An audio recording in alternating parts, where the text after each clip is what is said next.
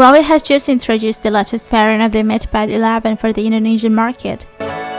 This time, the Huawei MatePad 11 has an olive green color variant and has a larger 256GB storage memory.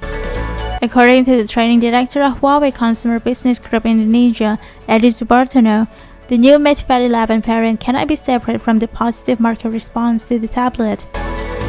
In fact, Edy said that the MatePad 11 managed to sell 2,000 units in its first sale. MatePad 11 is a device that is intended to support the productivity of its users. Equipped with the HarmonyOS 2 operating system, Edy said this Huawei tablet offers PC-like use, especially in terms of multitasking.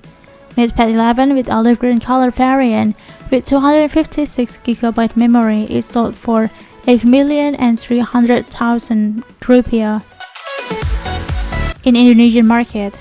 In the first sale until October 21st, 2021, MatePad 11 consumer will also get a MatePad 11 keyboard worth 1,600,000 rupiah for free. The specifications for this tablet is actually quite the same from the one that was introduced earlier.